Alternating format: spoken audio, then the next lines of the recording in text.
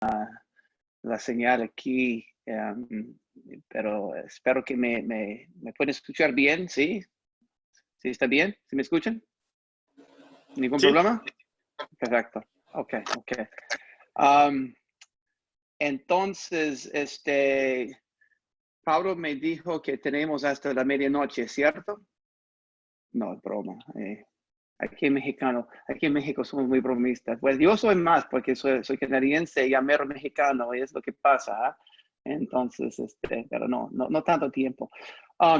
Sin embargo, lo que tenía en mente, yo quería ir a la carta que Pablo escribió a los Efesios esta noche. Y a veces cuando vamos de paseo, ustedes saben que, por ejemplo, en mi caso, me encanta andar en bici. Yo sé que hay muchos ya en Chile que andan en bici también, han ganado medallas, carreras ya en toda parte del mundo, pero cuando uno va por bici puede mirar más, cuando uno va por carro es menos, cuando uno va por un avión ve aún menos. Y lo que yo quiero hacer esta tarde tal vez es pasar por Efesios y ver la idea principal de la carta y llegar a un punto que yo creo es un punto clave que debe de afectar nuestra vida y bien puede afectar nuestra vida. En un sentido, si uno realmente quiere tener éxito espiritual en su vida, es necesario que uno entienda por qué está aquí y cuál es el propósito que Dios le tiene. Y esta carta a los Efesios, Pablo nos explica claramente, exactamente, cuál es el propósito que Dios nos tiene. Entonces, tal vez voy a leer inicialmente en Hechos y capítulo 19. Y quiero llegar a Hechos 19 porque ahí es donde vemos el inicio de lo que realmente pasaba cuando Pablo llegó a esta ciudad. Para que tengamos algo en mente de cómo era la ciudad de Éfeso. Eso era un centro, digamos, mundial de adoración de ídolos en el Imperio Romano. Y la ciudad era casi como un imán para la inmoralidad sexual, para cualquier cosa o cualquier tipo de búsqueda que uno quería buscar.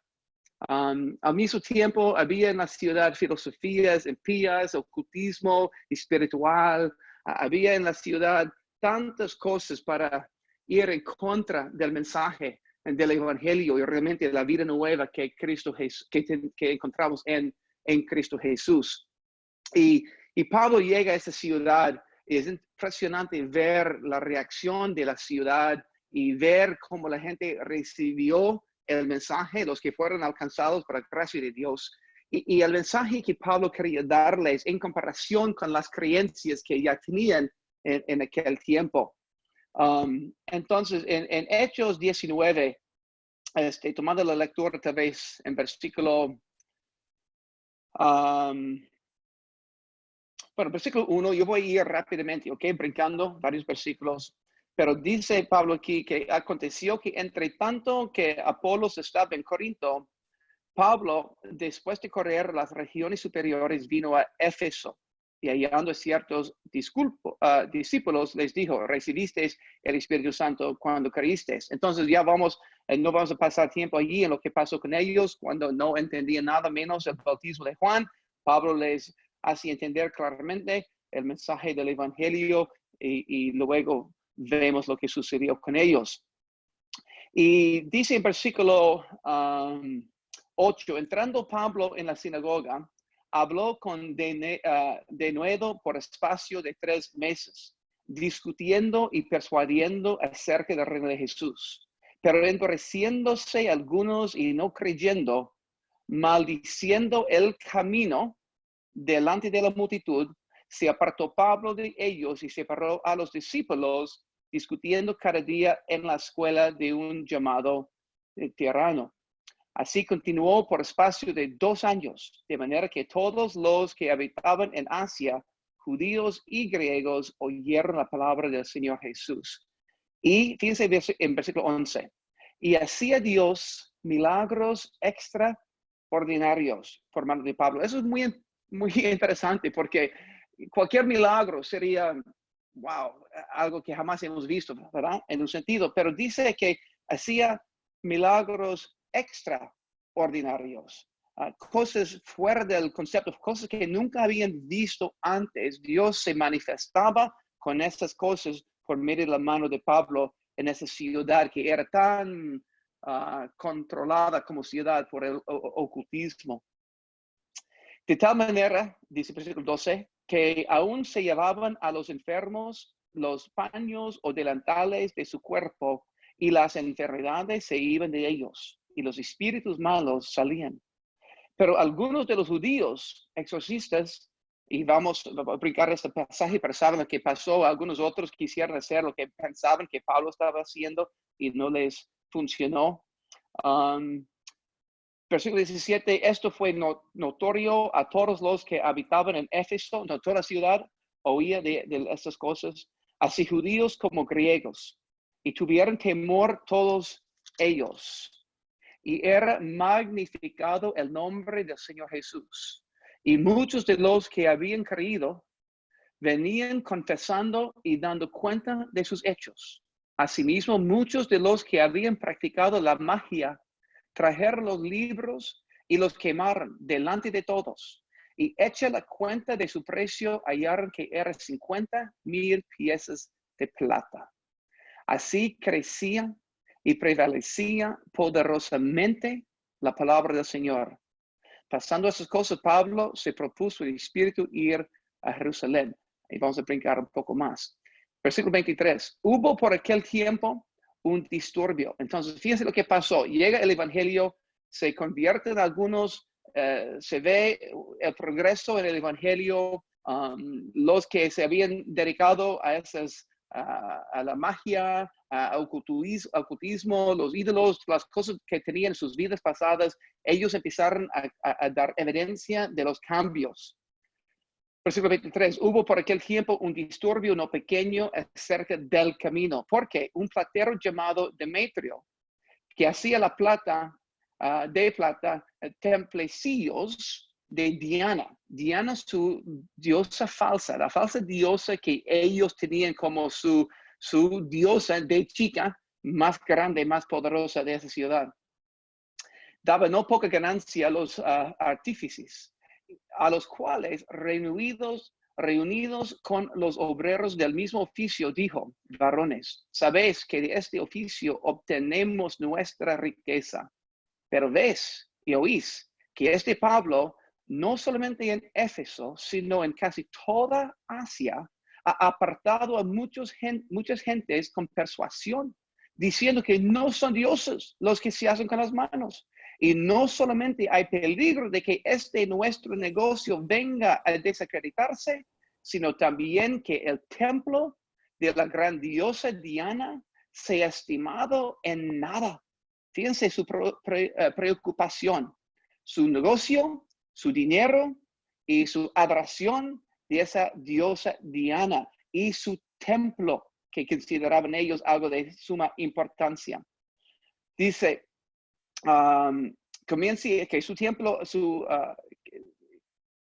que comience a ser destruida la majestad de aquella a quien venera toda Asia y el mundo entero. Entonces vemos a su templo, vemos a sus negocios, pero vemos que a ella misma, ellos tenían miedo de que ella ya no iba a tener la misma fama que ahora tenía.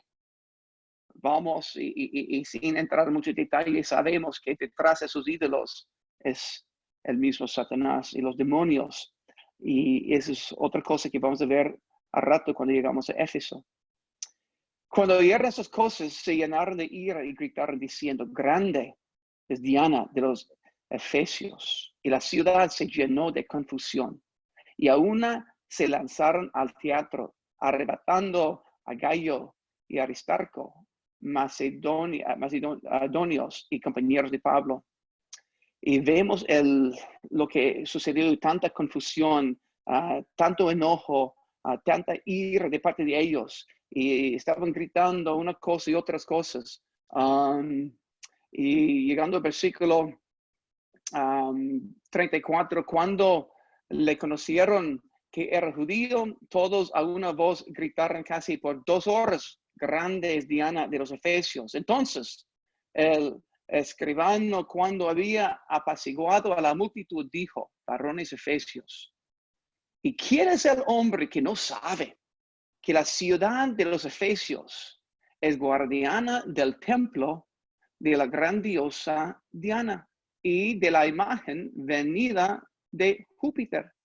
Puesto que esto no puede contradecirse, es necesario que os apaciguéis y que nada hagáis precipitadamente. Entonces, él está intentando calmarles, pero fíjense bien su gran enojo por lo que estaba sucediendo cuando ellos empezaron a perder sus negocios, perder su devoción, su religión, y detrás de todo ello, cuando la fama que recibía Diana, que dice, versículo 27, que ella sea estimado en nada. Eso fue para ellos algo que les molestaba mucho. Entonces, ya vemos lo que Dios estaba haciendo allí. Muchos milagros extraordinarios por la mano de Pablo. Ya empezó la guerra espiritual en la ciudad. Dios estaba trabajando. Los del camino estaban evangelizando a otros. Había, digamos, 2 mundos chocándose, una confrontación, una colisión. Y por eso Pablo ahora les va a escribir más adelante la carta que tenemos aquí, que tiene el título Efesios. Y podemos imaginar la situación en esa ciudad y todo lo que sucedía, que era pues muy tremendo para ellos. Este como ciudad era un centro cultural, un centro religioso y un centro de comercio a la vez. Tenían ahí un teatro que dicen que había 50,000 personas, por ejemplo. Entonces, imagínense esa cosa que sucedió en Hechos 19, cuando todos fueron corriendo hacia el teatro. Tenían el templo de Diana. Y eso es importante. Vamos a ver más adelante en Efesios que Dios habite en nuestro corazón, dice Pablo. Pero ellos tenían una idea diferente acerca del templo de Diana. Su templo era hecho de mármol. Pues yo creo que hace 220 años estaban construyendo su templo. Era conocida, esa obra, conocido su templo como una de las 7 maravillas del mundo. Su tamaño en metros, 115 metros por 55 metros por 18 metros. Tenía 127 columnas, un altar tan grande para sacrificar docenas de animales simultáneamente. Tenían un sacerdocio allí también que controlaba todo lo que sucedía allí. Ella era conocida como madre de la vida o madre de todo ser viviente. Su nombre romano, Diana; su nombre griego, Artemisa. Y ellos tenían la idea de que ella había nacido en un bosque cerca de la ciudad de Éfeso. Ellos pensaban que su imagen cayó del cielo por Júpiter y fue conocido por varios nombres por casi todo el mundo. Eso me hace pensar, aquí en México, la Virgen de Guadalupe es la imagen, digamos, que todos tienen en sus casas. Yo creo que en Venezuela tiene otro nombre, y tal vez en Chile tiene ella otro nombre, pero aquí la Virgen de Guadalupe, así era para Diana. Ella tenía nombres por todo el mundo. Decían que ella tenía el poder de la vida. Fíjense bien, vamos a ver en Efesios 2 que Pablo les dice a los creyentes que Dios les dio vida cuando estaban muertos, ¿verdad? Ellos decían que Diana tenía el poder de la vida y ella era la diosa de la fertilidad. de hombres y de animales. La cabeza de su secta era un sumo sacerdote que era un eunuco, Megavisos, tenía por nombre. Y luego había sacerdotes para sacrificar los animales, y luego tenían sacerdotisas. Estas mujeres en gran número también fueron conocidas como abejas. Y aunque hay todavía un poco de duda sobre lo que realmente hacían, hay evidencia de que ellos se dedicaban principalmente a la prostitución ceremonial conectada con el templo de Diana. Entonces, pueden imaginarse cómo era la ciudad de Éfeso. Decían que ella habitaba y se encontraba en su lugar, pues, la esencia de la vida en su templo. Y los santuarios que hacían, lo que hacía este hombre aquí en Hechos 19, ese platero, Demetrio, él se enojaba mucho porque eso era su negocio, haciendo esos santuarios pequeños y vendiendo esos santuarios para que uno podría llevarse un santuario y sentir la presencia de Diana en su vida. Eso era lo que creían ellos, que por tener la imagen, por tener un santuario, un ejemplo, una figura de su templo en la ciudad de Éfeso, ellos podían sentir su presencia con ellos. Qué diferencia a lo que tenemos en Cristo. Pero ellos querían no más vender los santuarios para la ganancia que les daba, sino eso era su religión. Entonces era toda su vida, en un sentido, lo que ellos hacían. Allí tenían la fuente de su riqueza, la fuente de su adoración. Estoy viendo el tiempo que va a ir rápidamente, ¿verdad? Y estoy nomás poniendo un fundamento todavía. Una cosa que yo me acuerdo, pues, para hacerlo más corto, lo que el diablo había hecho en esa ciudad, él había intentado falsificar lo que realmente Dios quería ofrecerles a ellos. Cuando uno recibe a Cristo, el Espíritu Santo, y Cristo por el Espíritu Santo viene a tomar su residencia dentro del creyente. Disfrutamos de su presencia. Tenemos su promesa de nunca andar solo, de nunca estar solo. Y el diablo siempre se dedica a falsificar lo que Dios hace. Él quiere reemplazar lo que es eterno con algo que es temporal. Él quiere reemplazar algo que es sano con algo que nos hace daño. Él quiere dar siempre un sustituto a lo que Dios ofrece. Es lo que estaba haciendo en esa ciudad. Y era así, dos mundos en conflicto. Tal que cuando Pablo llegó, hubo una explosión nuclear en la ciudad. Esos dos mundos estaban peleando, se peleaban para ver quién iba a ganar. Desde la perspectiva, pues, de ellos, ya sabemos quién ganó ya la victoria. Tal vez, pues, sería de provecho. Voy a darles, voy a compartir mi pantalla, a ver si me dice si eso no funciona, pero creo que sí funcione. Espero que sí. A ver.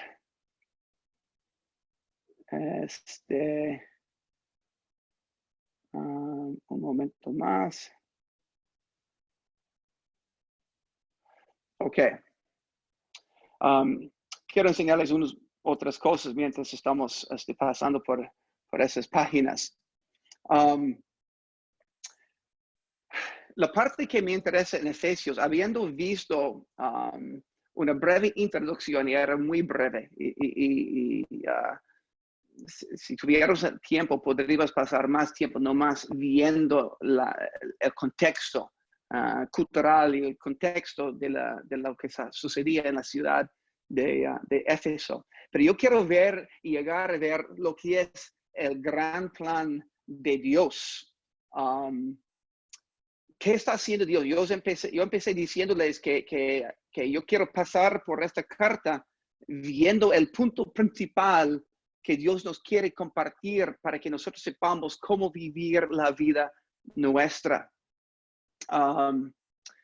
Entonces, antes de leer esos versículos en Efesios capítulo 3, de llegar ahí en mi Biblia, quiero darles un breve repaso a lo que Pablo les había dicho hasta este punto. Ok, muy brevemente. La palabra clave es breve, ok.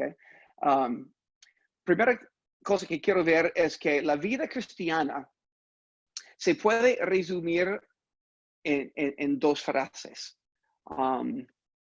Hay tantos aspectos de nuestra vida que son difíciles de entender a veces, pero si tuviéramos que reducir a su esencia, la primera cosa es que por medio de la salvación, Dios me saca de mi pecado, me deposita en Cristo.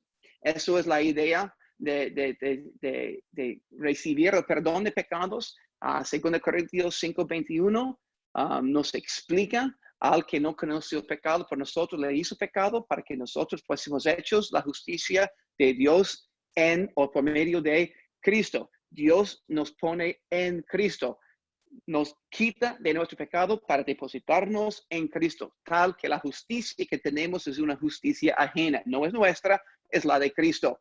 Cuando Dios nos ve como creyentes, Dios nos ve por la justicia de Cristo. Esa es la primera parte, lo entendemos bien.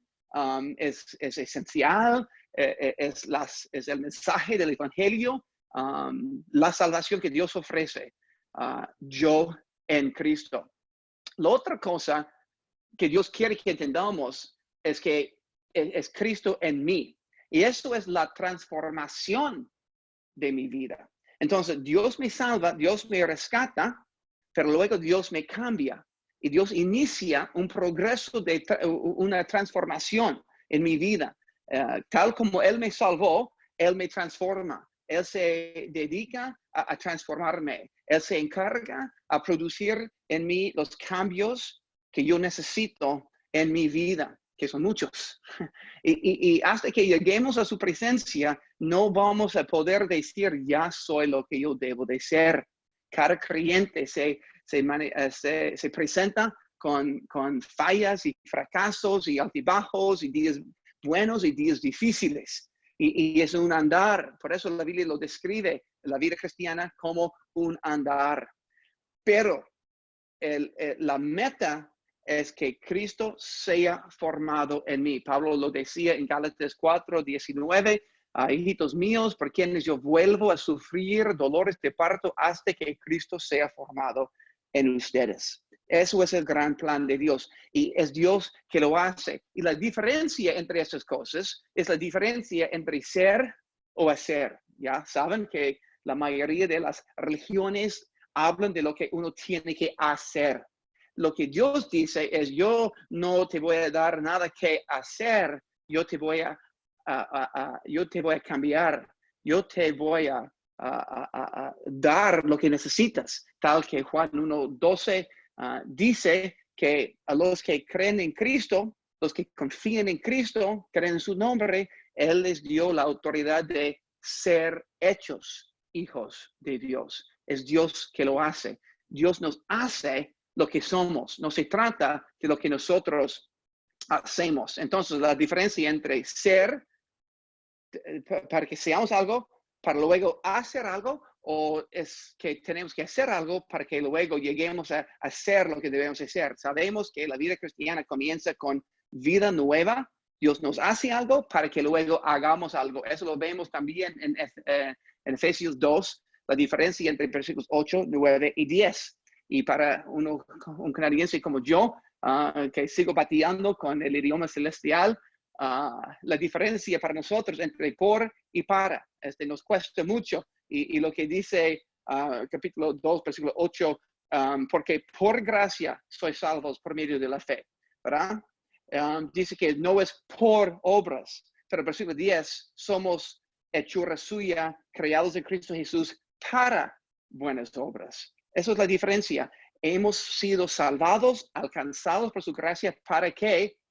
lleguemos a ser personas distintas y diferentes. Y eso es parte de lo que Dios está haciendo. Entonces, en capítulo 1, Dios, de esta carta, Pablo nos explica o nos muestra lo que Dios hizo.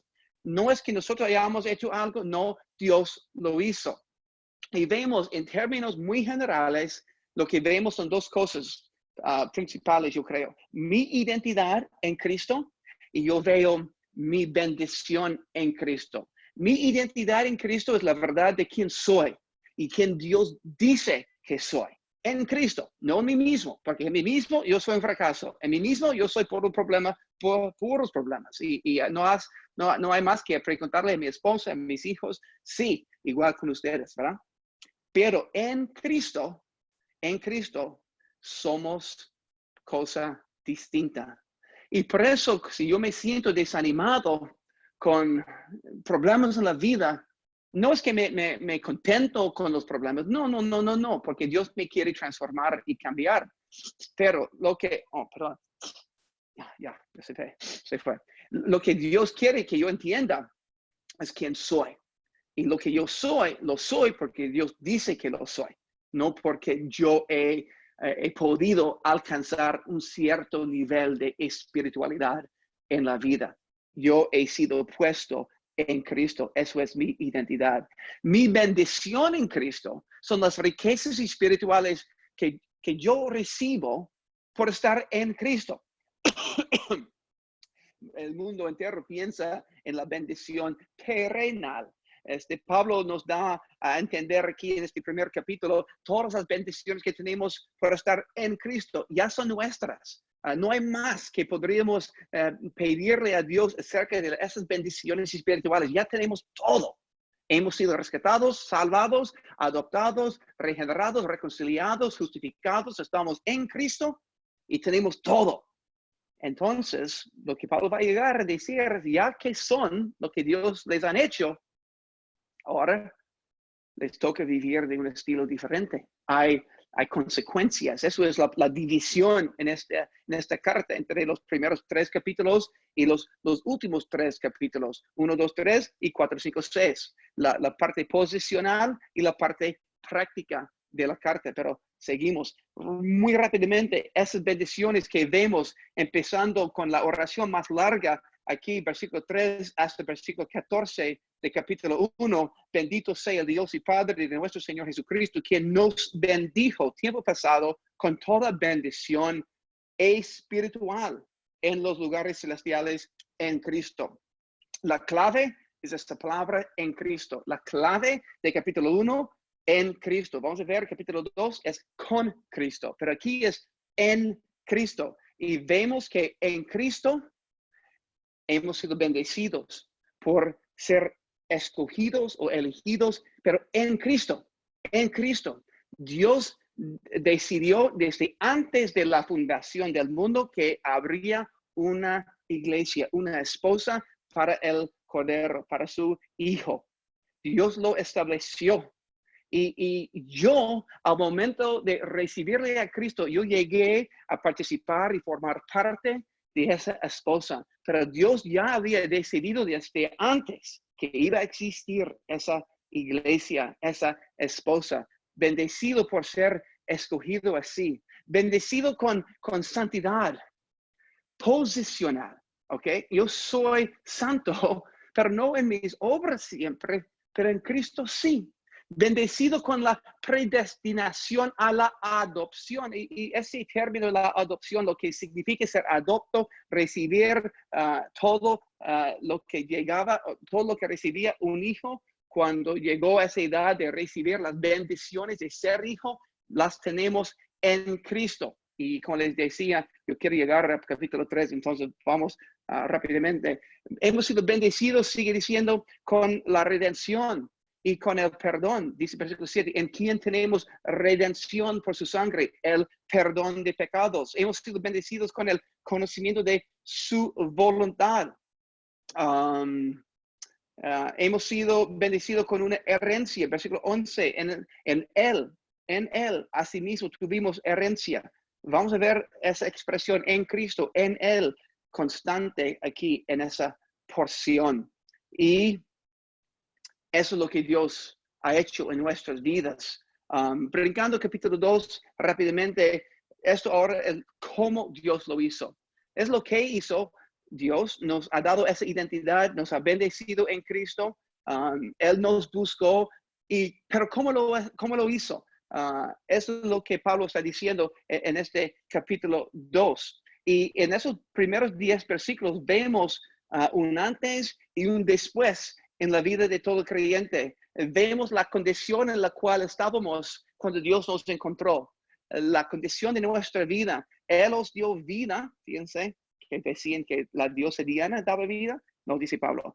Él os dio vida a vosotros cuando estabais muertos en vuestros delitos y pecados, en los cuales anduvisteis en otro tiempo, siendo arrastrados como si fuera por la corriente de este mundo.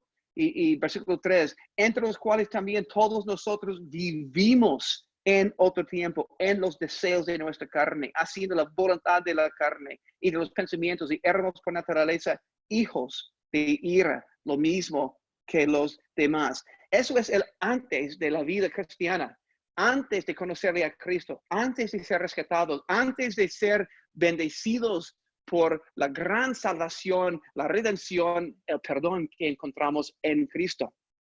Pero hay un después. Y versículo 4 dice, pero Dios, que es rico en misericordia, por su gran amor con que nos amó, aún estando nosotros muertos en pecados, nos dio vida juntamente con Cristo. Aquí vemos la diferencia ahora entre estar en Cristo y lo que hemos recibido con Cristo. Y esa expresión, y en particular esa expresión que nos dio vida juntamente con Cristo, es de suma importancia. Son palabras claves. Y lo que aprendemos aquí, en esa porción, es un concepto que yo creo es primordial en la vida cristiana, si no lo entendemos. El pecador necesita entender ese concepto para entender que sí es pecador. Y el creyente necesita entender ese concepto para luego entender lo que es en Cristo y nada más. Entonces, yo a veces digo que tenemos una relación con Cristo y sabemos que esa relación es una relación personal. Cristo Jesús es mi Salvador. Yo lo recibí personalmente. Él es mi Señor. Él es mi Salvador. Es algo muy personal. Yo fui salvado por la gracia de Dios en el año 1988, allá en Canadá, un 19 de junio, en la ciudad de Toronto, habiéndome corrido de la casa, huido de la casa, y me encontré en las calles de esa ciudad grande, cuando Dios me buscó, y Dios me rescató, y Dios me salvó, y me perdonó, y me hizo su hijo. Tengo una relación personal con Él, pero tenemos una relación federal. Y el concepto o la idea de una relación federal es como la relación de un sindicato. Por ejemplo, aquí en San Luis, Río Colorado, donde vivo, donde paso la mayoría de mi tiempo, hay muchos taxistas. Pero en otras ciudades como Mexicali o Hermosillo o Obregón, otras partes de México, Tijuana, hay Uber. Aquí en Yuma también hay ese Uber que con tu teléfono tú puedes mandar un taxi que llega a la puerta, llega donde tú estás por Uber. Cuando Uber quiso entrar en la ciudad de San Luis, Río Colorado, los taxistas que tienen un sindicato se levantaron en contra total de Uber. El sindicato tiene un presidente. Él es, digamos, la cabeza federal de los demás. Lo que él hace termina afectando a los demás. Si él es tonto, todos reciben, pues, algo no tan bueno. Si él es muy listo, él puede llevar o hacer un plan, un contrato para la bendición de todos los miembros. Pero él es el que actúa. Él es la cabeza federal actúa de parte de los demás. Entonces, bíblicamente, lo que la Biblia nos explica es que nosotros somos pecadores, no solamente porque pecamos, porque sí pecamos, Pero somos pecadores porque nacimos siendo pecadores. Es lo que Romanos 5:12 dice. Por tanto, tal como el pecado entró en el mundo por medio de un hombre y por medio del pecado la muerte, así también la muerte se extendió a todos los hombres porque todos pecaron. Entonces, Adán es la cabeza federal de la raza humana en el sentido de ser un pecador. Siendo él un pecador, toda su descendencia es un pecador. Y somos pecadores, sí, porque pecamos, pero porque somos miembros de esa raza humana, con Adán siendo la cabeza federal. Segundo de Corintios 5:21, ese versículo que apenas le cité, dice, al que no conoció pecado por nosotros, lo hizo pecado, para que nosotros fuésemos hechos o fuéramos hechos justicia de Dios en él. ¿En quién? En Cristo. Y esas verdades son verdades que sabemos que son verdad, pero posicionalmente es nuestra posición en Cristo. Dios nos puso en Cristo y en Cristo tenemos todo cuanto podríamos necesitar o querer. No hay más que pudiéramos desear menos lo que encontramos en Cristo. Son verdades posicionales, como les decía. Entonces, la diferencia en esas cosas es la diferencia entre verdades prácticas y verdades posicionales. Y lo que estamos viendo en esta carta a los Efesios, estamos viendo verdades posicionales en la primera parte, en Cristo y con Cristo, y vamos a llegar a ver con tiempo en la última parte de esta carta las verdades prácticas, lo que somos en realidad. Y en la realidad hay cosas que tenemos que mejorar, hay cosas que sí tienen que cambiar. No podemos seguir viviendo como vivíamos cuando estábamos en nuestros pecados. Ya que estamos en Cristo, Dios tiene expectativas de nosotros. Eso es parte de lo que Pablo les estaba diciendo.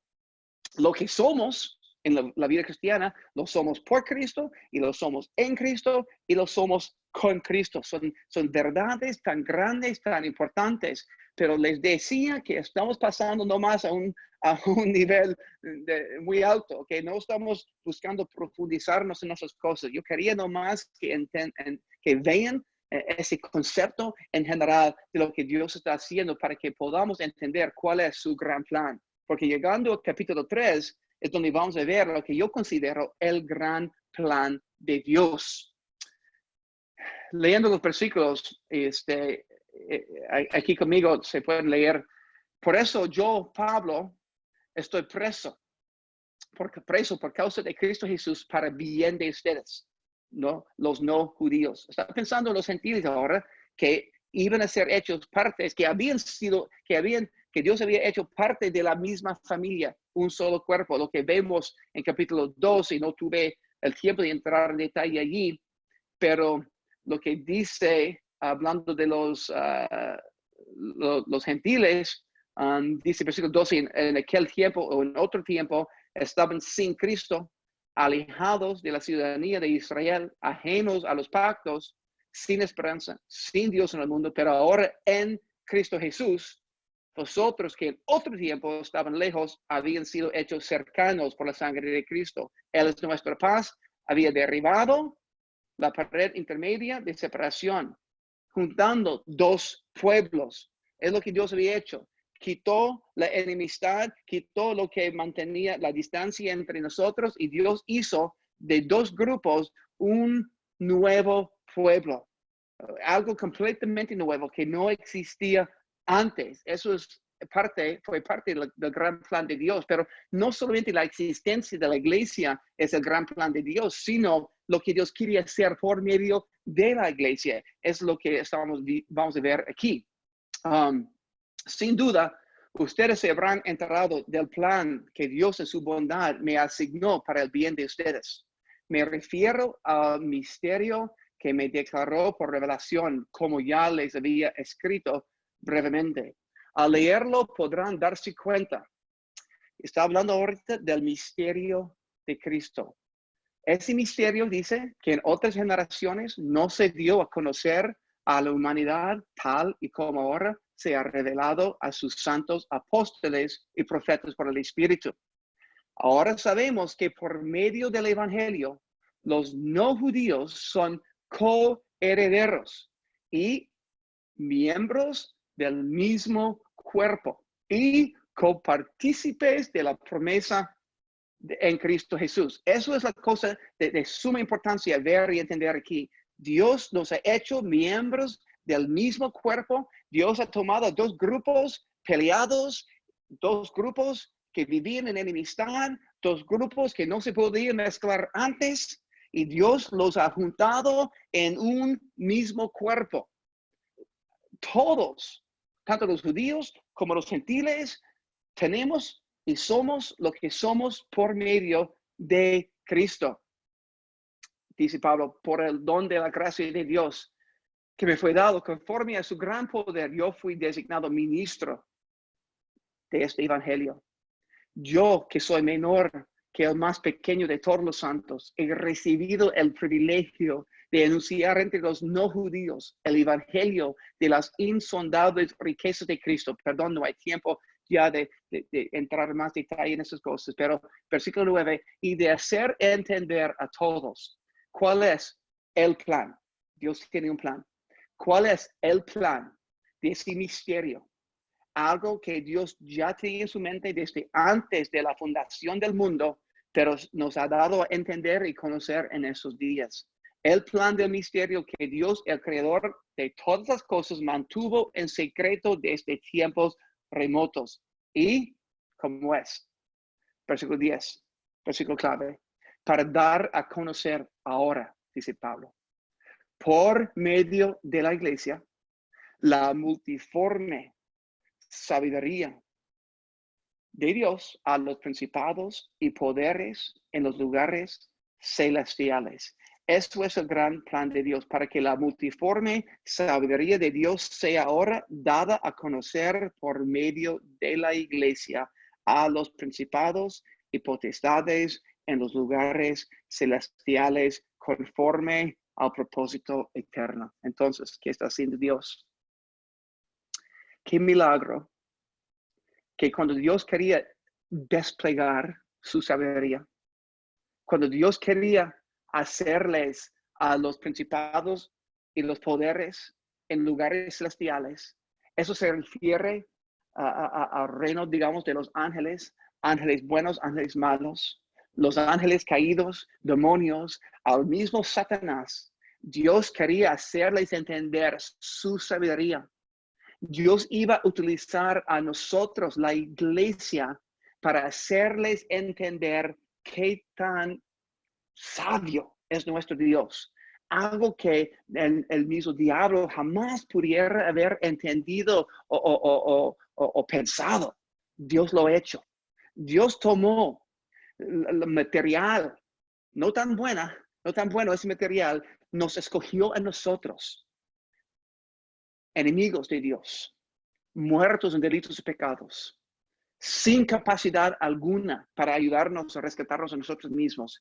Dios nos tomó cuando por su gran amor nos encontró y nos buscó, y perdonándonos nuestros pecados por la redención que tenemos en Cristo Jesús, nos metió en un cuerpo, juntando tanto los judíos como los gentiles, un nuevo hombre, algo que no existía antes, y demostrando la capacidad de nuestro Dios de eliminar enemistades y hacer no solamente amistades, pero una comunión fraternal que no tiene igual en ninguna parte del mundo. La unidad, la unión de los hermanos, el hecho que somos uno en Cristo, que no hay divisiones, que no hay distinciones, que somos todos escogidos por Dios y puestos en Cristo, y con Cristo tenemos todo lo que pudiéramos haber querido y lo que nosotros podríamos haber necesitado. En Cristo lo tenemos todo, y Dios nos usa a nosotros para demostrar su gloria, su poder, su sabiduría a ese mundo que nosotros no vemos con los ojos. Eso es impresionante decirlo, ¿verdad? Eso es increíble que Dios hace esto. Entonces, piénsalo bien. La idea grande, la audiencia y el rol que tenemos nosotros, eso lo hace bien importante lo que nosotros estamos haciendo en nuestras vidas. Por eso Pablo ha tomado tanto tiempo para poner un fundamento antes de llegar a la porción de Efesios que más nos llama la atención, capítulo 4 y 5 y 6, cuando vemos cómo Dios quiere que vivamos. Las cosas que tenemos que quitar, cosas que tenemos que poner, que no contristemos al Espíritu Santo, que sepamos perdonar el uno al otro, que sepamos vivir siendo maridos y esposas y hijos en casa y nosotros empleados y las relaciones interpersonales que tenemos en la vida. Todo eso fluye de lo que Dios ha hecho aquí en su gran plan. Y eso demuestra, despliega al mundo infernal, un mundo que nosotros ni vemos, la sabiduría de nuestro Dios. Para resumir, ¿cuál es la gran idea de lo que Dios está haciendo? Esto es, todo se tiene que ver con esto. Se trata de la salvación y transformación de pecadores. Ambas cosas. No solamente que estemos en el cielo, sino que seamos transformados hoy día. Se trata de la salvación y la transformación de pecadores, para así crear una nueva comunidad. La llamamos la iglesia. En Cristo. Un cuerpo, un espíritu, una fe, un bautismo, un Dios. Es lo que Pablo va a decir ahorita en capítulo 4, que no hay divisiones de capítulos, ¿verdad? En su carta, mientras él va escribiendo, luego lo va a decir.